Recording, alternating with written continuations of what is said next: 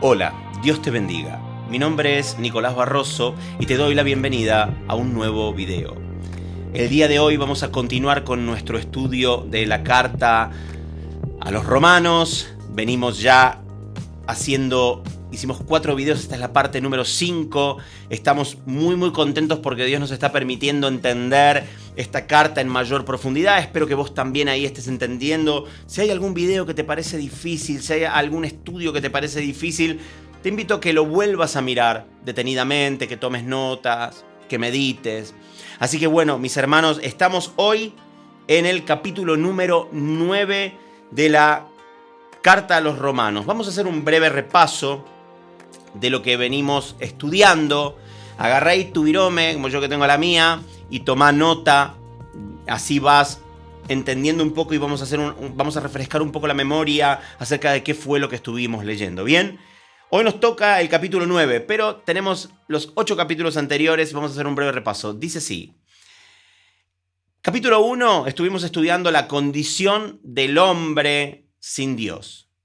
En el capítulo 2 estuvimos estudiando la condición del judío sin Jesús. O sea, el judío sin Jesús está perdido. Capítulo 3, nadie es bueno y nadie puede salvarse obedeciendo la ley. En el capítulo 4 estuvimos estudiando a Abraham como padre de la fe. En el capítulo 5 vimos la transgresión de Adán versus la gracia de Dios. En el capítulo número 6 estuvimos estudiando y entrando en profundidad en no obedecer al pecado, sino obedecer a Cristo, de no entregar los miembros de nuestro cuerpo como instrumentos al pecado, sino como instrumentos de la justicia. En el capítulo número 7 estuvimos viendo la lucha entre la carne y el espíritu. Y en el 8, que fue un hermoso estudio, un hermoso video, el video anterior a este, para mí, vimos la ley versus el nuevo poder que nos da el espíritu y hicimos una breve introducción a lo que es la predestinación. Los escogidos, los electos de Dios. Y el día de hoy continuamos con el capítulo 9, abrí tu Biblia. Vamos a ver qué tiene el Señor para nosotros el día de hoy. Bien, dice así. Digo la verdad en Cristo, no miento. Mi conciencia me lo confirma en el Espíritu Santo. Me invade una gran tristeza y me embarga un continuo dolor. No, Pablo estaba triste y angustiado. Desearía yo mismo ser maldecido y separado de Cristo por el bien de mis hermanos, los de mi propia raza, el pueblo de Israel. Pablo prefería, si él hubiera podido cambiar su vida eterna por todo Israel, lo hubiera hecho. Él hubiera preferido ser maldecido él con tal de que sea salvo Israel. Así Pablo nos está mostrando cuánto ama a su pueblo, ¿bien? Desearía yo mismo ser maldecido y separado de Cristo por el bien de mis hermanos, los de mi propia raza, el pueblo de Israel. De ellos, los judíos, son la adopción como hijos, la gloria divina, los pactos, la ley y el privilegio de adorar a Dios y contar con sus promesas.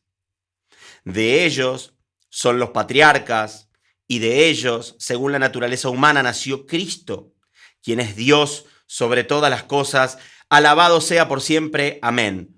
Varias cosas para ver de acá. Primero, ¿por qué dice de ellos son la adopción como hijos, de ellos son la gloria divina, los pactos, la ley, el privilegio de adorar a Dios? Nosotros tenemos, primero que Jesús nos enseñó que la salvación viene a través de los judíos. Dios escogió el pueblo de Israel como su pueblo. Bien, la salvación. Cristo viene de los judíos. O sea, y cuando dice de ellos son los patriarcas, de ellos la ley, las promesas, el privilegio de adorar a Dios. Nosotros, por ejemplo, nosotros que estamos en América, cuando nacemos y nos enfrentamos a nuestra cultura, nosotros cuando vamos a la escuela estudiamos a los próceres de nuestra patria, San Martín, nosotros en Argentina, ¿no? San Martín, Sarmiento, Manuel Belgrano. Pero en Israel, los judíos estudian a Abraham, a Moisés, a Jacob, la historia de Israel, a David. Nuestra cultura está alejada de lo que es el inicio de lo que es el pueblo de Dios. Bien, o sea, si los niños que van a la escuela en Israel estudian al rey David, la vida de David, vos en América, acá en Argentina, estás estudiando a Manuel Belgrano, o sea, nada que ver. Por eso Pablo dice, de ellos son los pactos, los patriarcas, ¿bien? Nosotros pudimos formar parte de esto, ya vamos a llegar, gracias a que los judíos negaron a Cristo, pero la salvación viene por los judíos. Por eso Pablo siente esta tristeza y dice, qué lástima, cómo me gustaría que ellos también hubieran podido aceptar al Mesías, aceptar a Cristo. Dice, hay algo muy importante acá que quiero que subrayes en tu Biblia. En el versículo 5 dice, de ellos son los patriarcas y de ellos, según la naturaleza humana, nació Cristo. Cristo nació, ¿qué es Cristo? ¿Qué significa Cristo? Ungido. Nació el ungido, ¿bien? Quien es Dios sobre todas las cosas. ¿No? A veces uno lee rápido y dice, ¿quién es Dios sobre todas las cosas? Amén, amén, aleluya, y lo damos por sentado. Pero, ¿entendés lo que te está diciendo Pablo acá? Acá te está mostrando algo. Cristo, el ungido, Jesús, es Dios sobre todas las cosas. Acá Pablo nos está mostrando que Dios vino a habitar en forma corporal en Jesús en un 100% con toda plenitud. O sea que Jesús es Dios. Amén. Alabado sea por siempre. Aleluya. Versículo 6. Ahora bien, no digamos que la palabra de Dios ha fracasado respecto a los judíos. Lo que sucede es que no todos los que descienden de Israel son Israel. Tampoco por ser descendientes de Abraham son todos hijos de Abraham, hijos suyos. Al contrario, tu descendencia se establecerá por medio de Isaac, le dijo Dios a Abraham, ¿no? En otras palabras, los hijos de Dios no son los descendientes naturales, más bien se considera descendencia de Abraham a los hijos de la promesa. Anotá ahí, los hijos de la promesa, o subrayarlo, yo también lo voy a subrayar en mi Biblia, los hijos de la promesa. ¿Cuál es la promesa? Cristo. La descendencia de Abraham es Cristo, es Jesús. Esta promesa, los hijos de Abraham son los hijos de Dios. Bien, por eso dice, no por ser descendiente de la nación de Israel, sos Israel. No por ser descendiente sanguíneo de Abraham, sos hijo de Abraham. Al contrario, dice, los hijos, en el versículo 8, no son los descendientes naturales, sino los hijos de la promesa. Bien, todos aquellos que creen en el Mesías, que es Jesucristo. O sea que vos podrías ser hijo de Abraham, en este sentido. Vos podrías ser el verdadero Israel de Dios. Porque tenés Israel nación, por quien todo el mundo está orando y dicen, oremos por Israel nación. Pero acá el apóstol Pablo nos está enseñando que nosotros somos Israel. Los hijos de Dios según la promesa que Dios le hizo a Abraham. Amén. Espero que lo estés entendiendo. Y la promesa es esta. Dentro de un año vendré y para entonces Sara tendrá un hijo.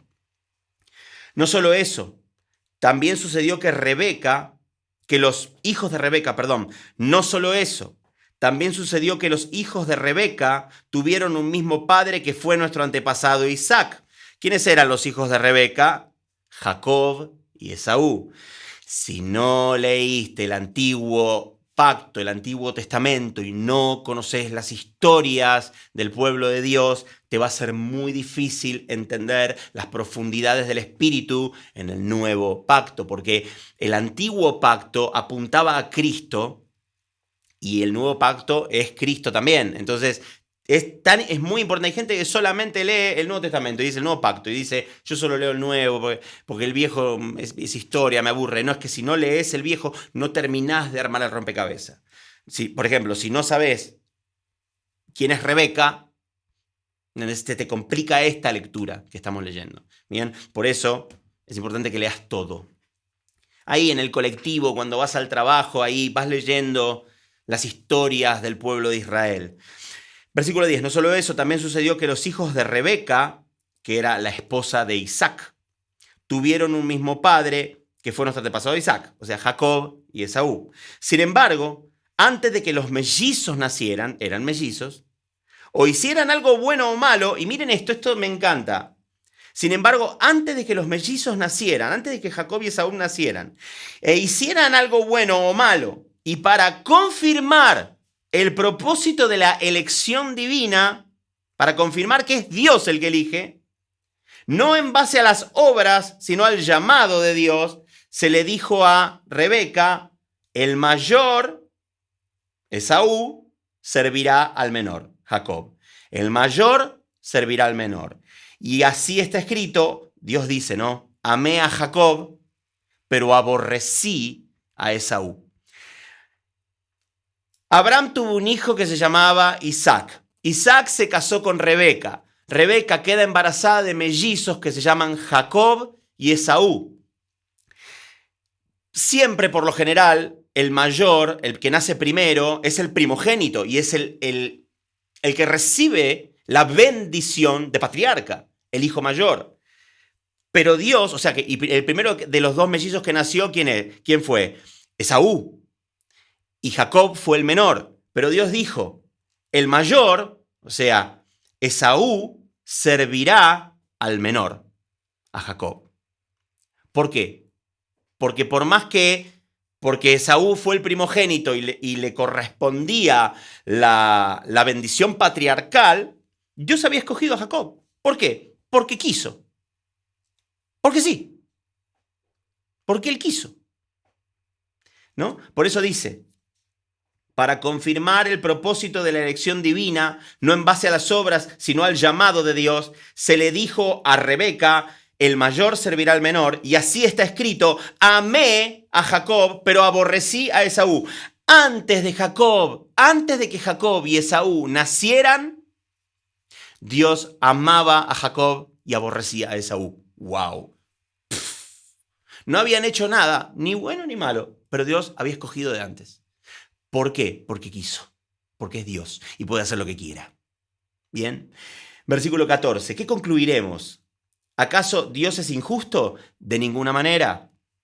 Es un hecho que a Moisés le dice, tendré clemencia de quien yo quiera tenerla y seré compasivo con quien yo quiera serlo. Yo soy Dios y yo elijo y yo hago lo que quiero. Y nadie puede decirme a mí qué hacer. Quiero que vean un secreto que hay acá escondido. Me gusta cuando estoy leyendo y el Espíritu Santo me hace, presta atención en esto, te lo quiero compartir. Fíjense que acá está Cristo escondido en lo que acabamos de leer. En el versículo 12 dice, no en base a las obras, sino al llamado de Dios, y se le dijo a ella, el mayor servirá al menor. Y wow, ¿conocen a alguien que repitió palabras similares? Jesús, en medio de los apóstoles, les dijo, yo estoy entre ustedes como uno que sirve. Jesús les dijo a los discípulos, el que quiera ser el mayor entre ustedes deberá ser el esclavo de los demás. Y acá vos ves que el mayor servirá al menor. Acá tenemos al Señor escondido en la Escritura. Me gusta mucho cuando pasan estas cosas. Bien, y miren esto, tendré clemencia de quien yo quiera tenerla y seré compasivo con quien yo quiera serlo. Señor, ¿por qué no salvas a mi hijo? Porque no lo escogí. Pero mi hija no la escogí. Pero mis papás no los escogí, te escogí a vos. A vos te escogí. ¿Pero por qué? Porque te escogí a vos. Te escogí antes de que nacieras. Antes de que nacieras, yo había dicho, amo a Carlos. Te amo, Carlos.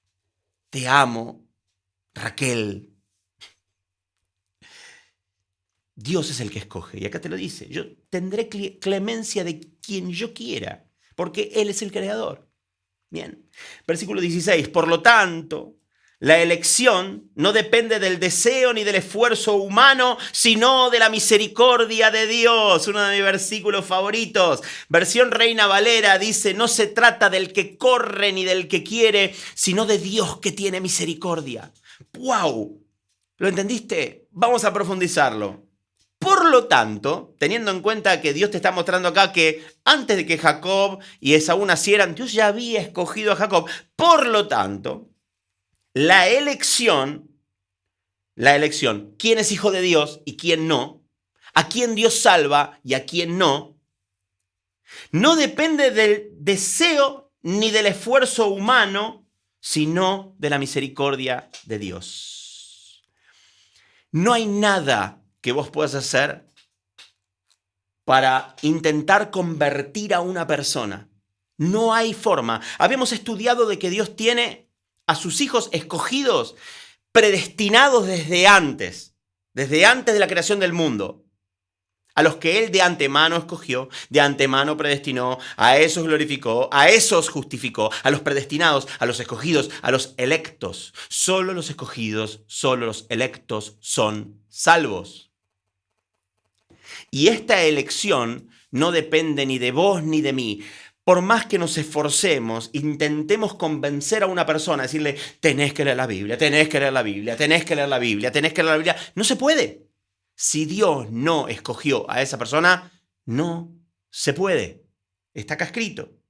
La elección no depende ni del deseo humano, ni del esfuerzo humano, ni del deseo humano, sino de Dios que tiene misericordia con quien Él quiere. Por eso cuando hemos tenido casos, ¿no? Por ejemplo, hay que ir a buscar a esa persona, es un alma que se está perdiendo, hay que ir a buscarla. No se puede. No se puede. Un hijo de Dios nunca, jamás se va a perder. Nunca, nunca de los nunca. Y alguien que no es de Dios, nunca, nunca va a escuchar a Dios. Nunca, es imposible. Y esto me lleva a, no puede un árbol malo dar fruto bueno y no puede un árbol bueno dar fruto malo. Hay personas que son árboles buenos y hay personas que son árboles malos. Al árbol bueno es el árbol que Dios escogió, que da manzanas o da peras, y el árbol malo es el árbol que Dios no escogió, es la persona que Dios no escogió, que da espinos. No podemos pretender ir al árbol de espinos y decirle, tenés que dar peras, mirá, ahí está Dios mirando, tenés que dar peras. Dice, no puedo. ¿Por qué? Porque no se trata ni de tu esfuerzo, ni de tu... Hacete todas las cadenas de oración que quieras. Vamos a orar por el hijo de Marta, vamos a orar por el hijo de Marta, grupo de oración, vamos a orar. ¿Puede ser que sea Dios? Puede ser. Vamos a orar por el hijo de Marta, vamos a hacer cadena de oración por WhatsApp, cadena de WhatsApp de oración. No se trata ni del deseo ni del esfuerzo humano, sino de Dios que tiene misericordia con quien Él quiere tener. Porque la Escritura le dice, esto es muy importante, porque la Escritura, versículo 17, le dice al faraón, te he levantado precisamente para mostrar en ti mi poder y para que mi nombre sea proclamado por toda la tierra. ¿Por qué Dios le dio poder al faraón? Para mostrar el poder de Dios sobre el faraón y para que el nombre de Dios sea proclamado por toda la tierra. Hasta los mundanos que andan por fuera, que no leen la Biblia, conocen la historia de Moisés con las 10 plagas y cómo Dios subyugó al faraón y lo sometió bajo su poder. Hasta el día de hoy. ¡Wow! Para eso Dios levantó al faraón en Egipto. Así que Dios, versículo 18, tiene misericordia de quien Él quiere tenerla y endurece a quien Él quiere endurecer.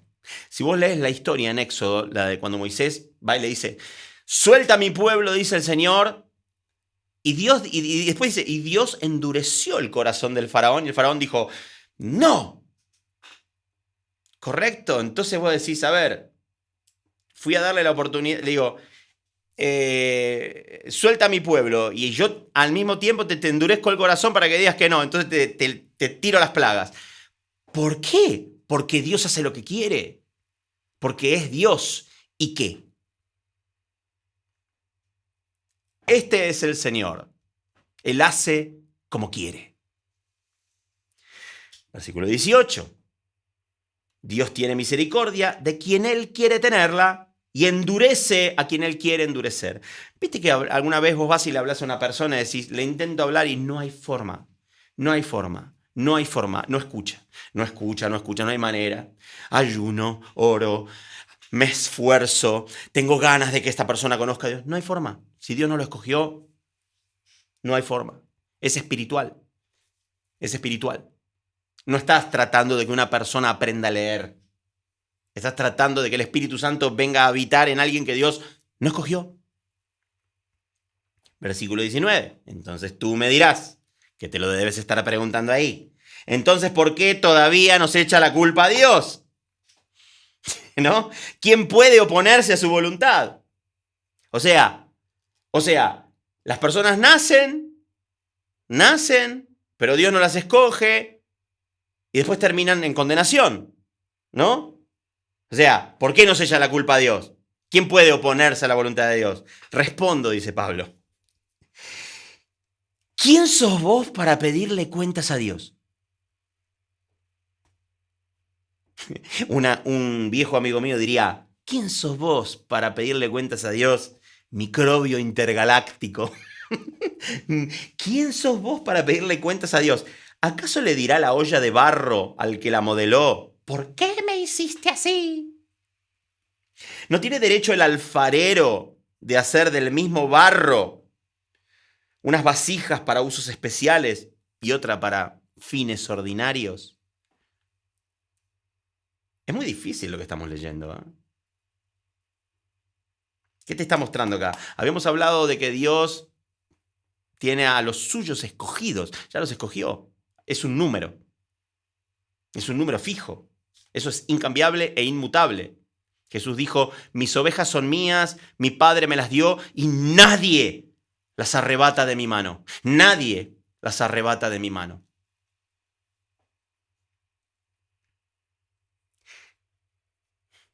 No tiene derecho el alfarero. El alfarero es el que trabaja con arcilla, ¿no es cierto? El alfarero tiene 5 kilos de arcilla. Ahí, agarra 1 kilo de arcilla y dice, voy a hacer un jarrón para poner en el centro de mi casa. Y lo arma todo el jarrón. Y dice, qué lindo, y agarra. Yo trabajo con arcilla, tengo algunas herramientas para trabajar la arcilla. Me gusta, debe ser porque lo heredé de mi padre. Hago cositas con arcilla. No soy muy bueno haciendo cositas con arcilla, pero bueno. Entonces él agarra esta herramienta y dice qué lindo es este jarrón y le clava, ¿no? Y le dibuja todo un aro alrededor, le dibuja figuras, le hace esto. Dice qué lindo que me quedó este jarrón, qué bonito. Lo agarra y lo mete en el horno, y anda sufriendo el jarrón, altas temperaturas en el horno. Lo saca y tiene sonido cerámico.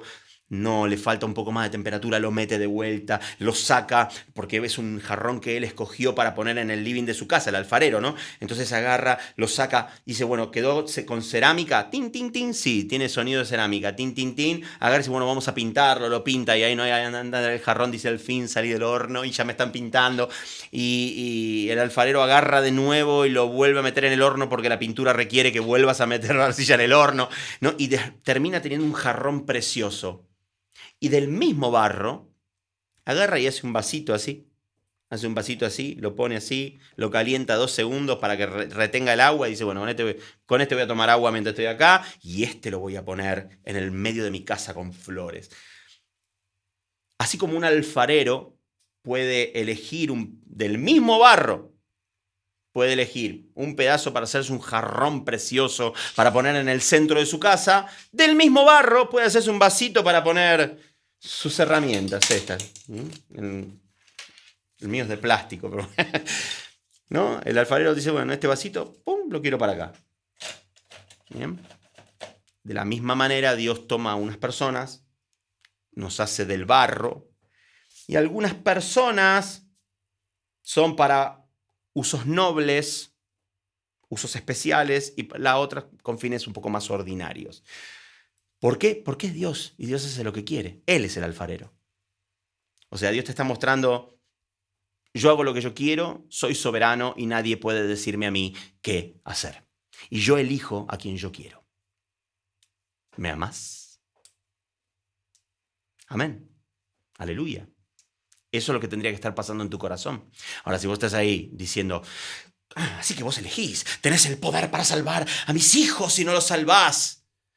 No sé si te voy a amar. Y, amigo, no creo que te haya escogido a vos tampoco. Wow. Es fuerte. Son estudios fuertes. Versículo 22. ¿Y qué si Dios, queriendo mostrar su ira y dar a conocer su poder, soportó con mucha paciencia a los que eran objeto de su castigo y estaban destinados a la destrucción? ¿Qué si lo hizo para dar a conocer sus gloriosas riquezas a los que eran objeto de su misericordia y a quienes de antemano preparó para esa gloria? Esto es demasiado profundo. Esos somos nosotros, a quienes Dios llamó no solo de entre los judíos, sino también de entre los gentiles. Así lo dice Dios en el libro de Oseas: llamaré mi pueblo a los que no son mi pueblo, y llamaré mi amada a la que no es mi amada, la novia del Cordero, ¿no? Y sucederá que en el mismo lugar donde se les dijo, ustedes no son mi pueblo, los samaritanos, por ejemplo, serán llamados hijos del Dios viviente. Isaías, por su parte, proclama respecto de Israel: aunque los israelitas sean tan numerosos como la arena del mar, solo el remanente será salvo. De Israel hay un remanente que se va a salvar, aquellos judíos mesiánicos que creen en Jesús. Porque plenamente y sin demora el Señor cumplirá su sentencia en la tierra. Fíjense esto, ya desde el tiempo de Isaías, el Señor hablaba de que sin demora el Señor cumpliría su sentencia en la tierra. Miren lo que es la demora para Dios. Para Dios es poco tiempo, 5.000, 7.000 años. ¡Wow! Así había dicho Isaías: si el Señor Todopoderoso no nos hubiera dejado descendientes, seríamos ya como Sodoma, nos pareceríamos a Gomorra. ¿Qué concluiremos? Pues que los gentiles, o sea, nosotros, tú y yo, que estamos aquí, que no pertenecemos al olivo original, a la Israel nación, que no somos judíos de sangre por nacimiento. ¿Bien? ¿Qué concluiremos? Que los gentiles, tú y yo, que no buscaban la justicia, la han alcanzado. Me refiero a la justicia que es por la fe. En cambio, Israel, Israel nación, que iba en busca de una ley que le diera justicia, no ha alcanzado esa justicia. Los gentiles están justificados delante de Dios a través de Cristo Jesús, y los judíos no quisieron aceptar a Cristo, quisieron seguir guardando los mandamientos de la ley y no pudieron. No alcanzaron la justicia de Dios. ¿Por qué no? Porque no la buscaron mediante la fe, sino mediante las obras. No la buscaron mediante Jesús, sino mediante la ley de Moisés. Acuérdense que cuando Pablo habla de las obras, no está hablando de hacer obras, sino de las obras de la ley. Como si fuera posible alcanzar la salvación así, a través de las obras de la ley. Por eso tropezaron con la piedra de tropiezo, como está escrito. Pablo les está mostrando que había profecías que ya hablaban de Jesús. Miren que pongo en Sión una piedra de tropiezo y una roca que hace caer, pero el que confíe en él no será defraudado. ¿Quién es esta roca que hace caer, que hace tropezar a las naciones? Cristo Jesús. Pero el que confíe, quiero que anotes esta palabra porque la vamos a ver más adelante, confiar. El que confíe en él no será defraudado. El que confíe en él. Si vos no confías en él, pues lo lamento. Bien, o sea, nosotros que no pertenecíamos a esto que decía Pablo, ¿no?, al principio, a las promesas, a la adopción como hijos, a la gloria divina, a los pactos, la ley, el privilegio de adorar a Dios, las promesas, los patriarcas, nosotros que no teníamos nada de eso, hemos alcanzado la justicia de Dios a través de nuestra fe en Jesucristo. Bien. Pasamos al capítulo número 10. Siempre cuando leemos la palabra de Dios nos vamos a encontrar con algo que se llama la verdad. Jesús dijo, yo soy la verdad. Y a veces la verdad te sacude los cimientos de los pies y te hace darte cuenta de que no estás yendo por muy buen camino. Bien, seguimos, capítulo 10. Hermanos, el deseo de mi corazón y mi oración a Dios por los israelitas es que lleguen a ser salvos. Puedo declarar en favor de ellos que muestran celo por Dios, pero su celo no se basa en el conocimiento. No conociendo la justicia que proviene de Dios y procurando establecer la suya propia, no se sometieron a la justicia de Dios. Volvemos a hablar un poco de lo mismo, ¿bien? No conociendo la justicia que proviene de Dios, a Jesús, y procurando establecer la suya propia, la ley, no se sometieron a Dios. De hecho, Cristo, el ungido, Jesús, Cristo, es el fin de la ley, para que todo el que cree en Jesús reciba la justicia. Ya lo hemos estudiado en un montón de videos, ya lo hemos hablado un montón de veces, tenemos más de 100 videos en el canal hablando de lo que significa creer en Dios, porque no se trata de decir, yo creo, porque Satanás también cree que Dios existe, se trata de obedecer. Todo el que cree que Jesús es el Señor reciba la justicia. Así describe, versículo 5, capítulo 10, versículo 5, así describe Moisés la justicia que se basa en la ley. Quien practique estas cosas vivirá por ellas. ¿Ok? Así describe Moisés la justicia que se basa en la ley. El que quiera ser justificado por la ley, que sea justificado por la ley. Chau. ¿Querés justificarte a través de la ley? Bárbaro. Allá tú. Pero la justicia que se basa en la fe afirma, no digas en tu corazón, ¿quién subirá al cielo, es decir, para hacer bajar a Cristo? ¿O quién bajará al abismo, es decir, para hacer subir a Cristo entre los muertos? Esto es una cita de Deuteronomio 30, del 11 al 14. ¿Quién va a ir por nosotros al cielo para hablar con Dios?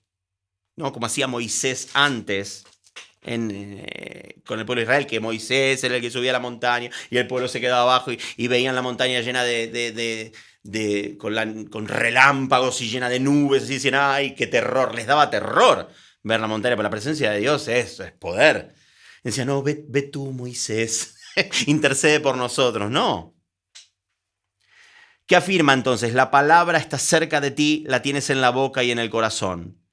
¿Qué afirma entonces? Jesús está cerca nuestro, lo tenemos en nuestra boca y en nuestro corazón. Esta es la palabra de fe que predicamos. Escuchen esto.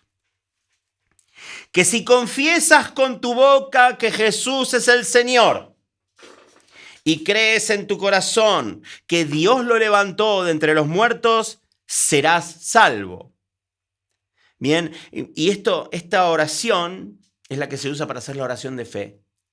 Hagamos la oración de fe, hagamos esta oración. Y si vos con tu boca ya confesaste que Jesús es el Señor, ya está, ya sos salvo. ¿Es real? ¿Sí o no?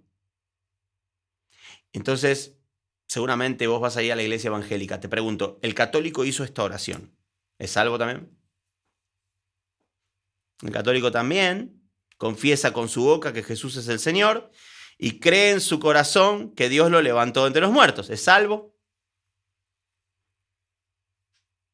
Algo que está pasando, ¿bien?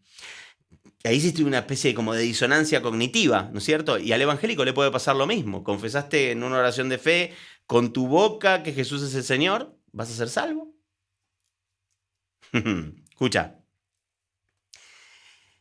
Versículo 10. Porque con el corazón se cree para ser salvo. Porque con el corazón se cree para ser justificado, pero con la boca se confiesa para ser salvo.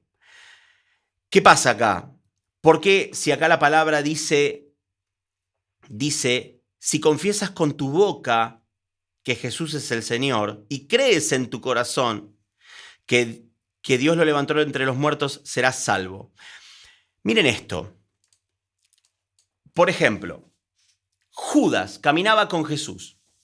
Confesó con su boca que Jesús era el Señor. ¿Fue salvo? No. De hecho, nació para perderse. Ananías y Zafira, que estaban ahí con los discípulos, que llevaron su ofrenda, ¿fueron salvos? No. Sin embargo, ¿confesaron que Jesús era el Señor? Seguramente que sí. Hicieron una confesión pública, hasta se bautizaron. ¿Fueron salvos? No. Cayeron muertos delante de Pedro por mentirle al Espíritu Santo. Simón el Mago también se bautizó. ¿Fue salvo? Creemos que no. Entonces, ¿dónde está el error? Si acá dice, si confiesas con tu boca serás salvo. ¿Ok? Mirá, la palabra en griego para confesar con la boca es homologeo, que significa estar de acuerdo y hacer un pacto.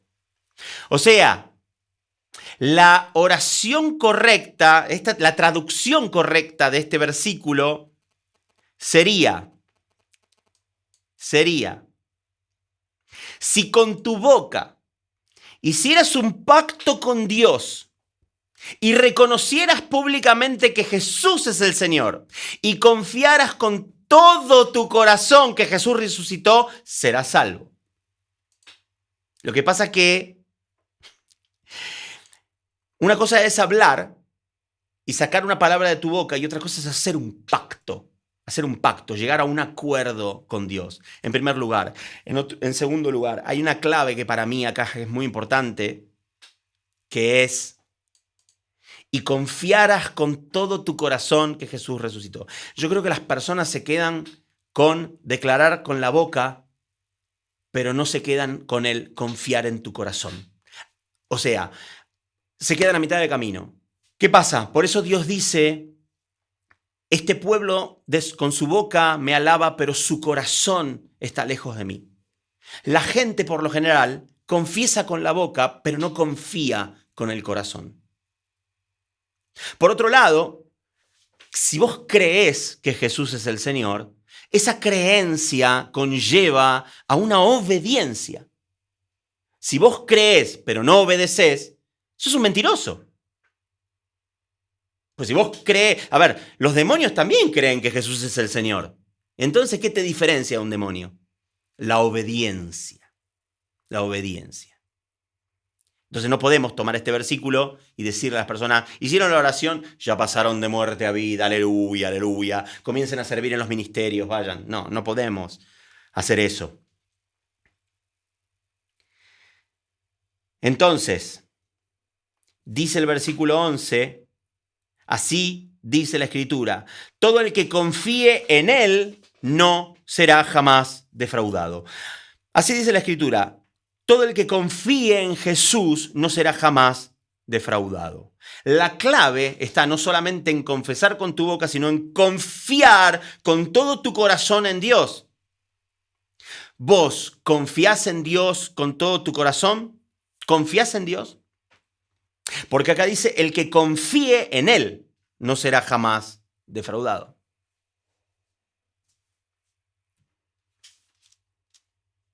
Si vos lees el Salmo 91, habla de todo aquel que confía en Dios, porque es Dios el que te libra de la peste destructora. Es Dios. Pero si vos no confías en Dios y confías en otra persona, eso es un problema.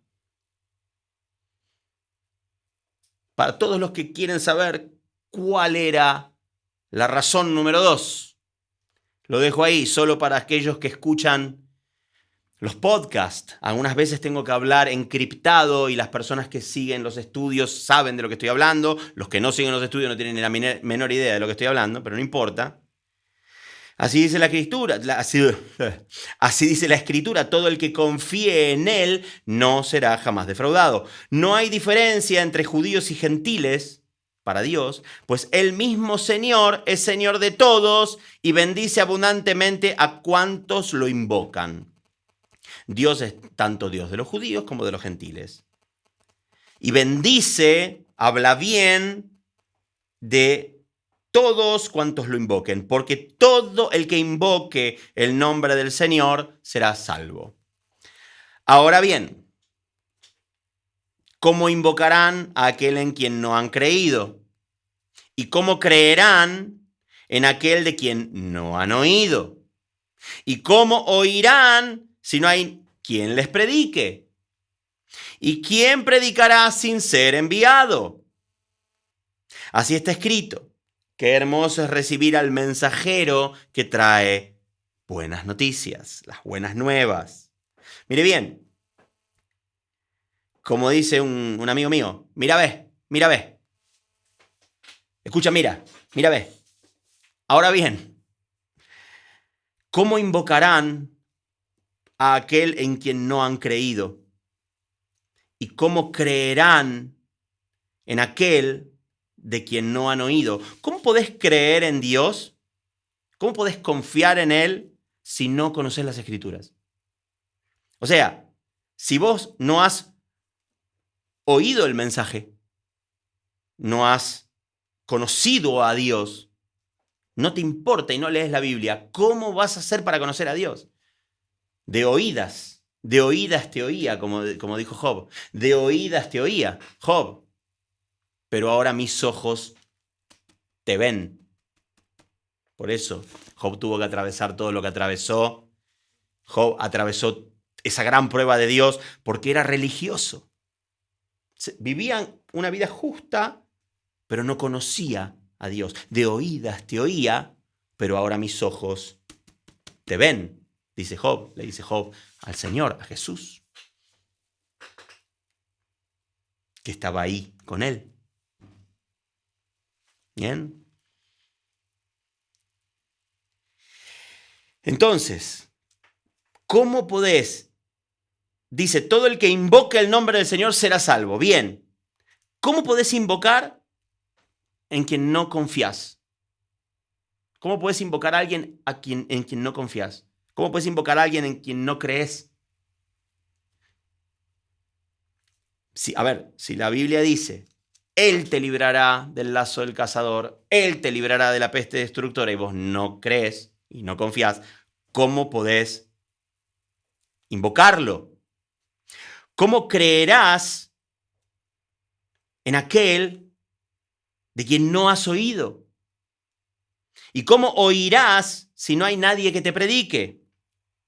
¿Y quién predicará sin ser enviado? Claramente, cuando escuchás palabra de Dios y alguien te está predicando, está siendo enviado a tu vida. Así está escrito. Qué hermoso es recibir al mensajero que trae buenas nuevas. ¿Por qué? Porque las personas que predicamos el Evangelio venimos a salvarte la vida si es que sos escogido. Versículo 16. Sin embargo, no todos los israelitas aceptaron las buenas nuevas. Claramente, lo han crucificado a Cristo. Isaías dice, Señor, ¿quién ha creído a nuestro mensaje? Así que la fe viene como el resultado de oír el mensaje. Y el mensaje que se oye es la palabra de Cristo. O sea, si vos no lees la palabra de Cristo, si vos no lees la Biblia, si vos no oís el mensaje, ¿cómo vas a hacer para tener fe? Señor, aumenta mi fe, Señor, necesito tener más fe. Y ahí estaba la persona con la Biblia en la mesita de luz. Se iba a la mesita de luz al cielo y la persona se quedaba. ¿Cómo vas a tener fe si no lees la Biblia? ¿Cómo vas a confiar en Dios si no lees la Biblia y no lo conoces? ¿Cómo podés confiar en alguien a quien no conoces? Es raro lo que estoy hablando. Es confuso.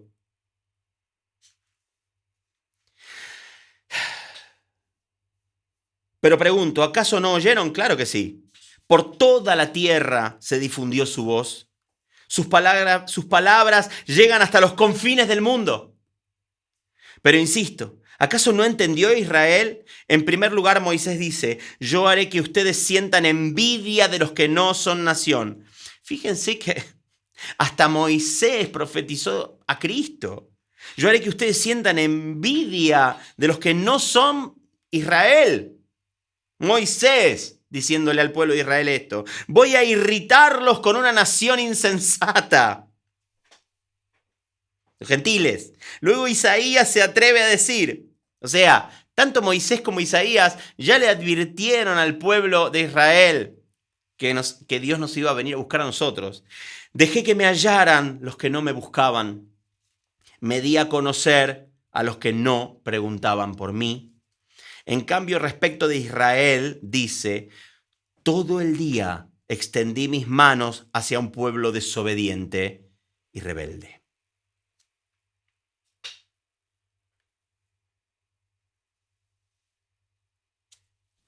Todo el día extendí mis manos hacia un pueblo desobediente y rebelde.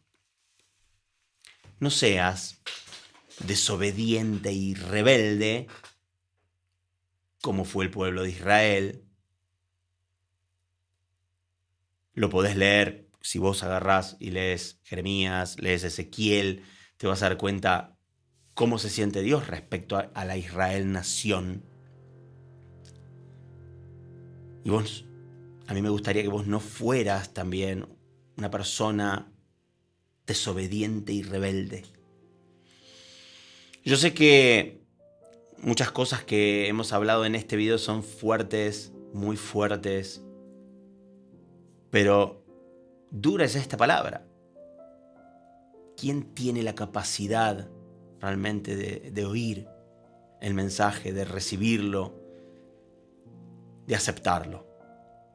Muchas personas, a veces hablamos con nuestros hermanos y hablamos de personas que dicen ser cristianos, pero viven una vida, se comportan como enemigos de la cruz de Cristo. Y a veces hablamos o con Santi o con mi mujer o con otros hermanos y decimos, pero está escrito, ¿no entienden lo que está escrito? Y nos dimos cuenta de que no es que no entienden lo que está escrito, no aceptan lo que está escrito. Y a mí me gustaría que eso a vos no te pasara. Así que bueno, mis hermanos, llegamos hasta acá. Acá tengo mis hermanos también que están mirando en vivo la prédica. Vamos casi 50 minutos de prédica. Llegamos hasta acá el día de hoy. Te invito a que si algo no lo entendiste, lo vuelvas a mirar. Suscríbete, compartí el video, expandí el reino de Dios. Nos vemos el fin de semana que viene, ya me lo voy a anotar, con el capítulo 11 y la parte número 6. Y que toda esta semana que viene el Señor te bendiga.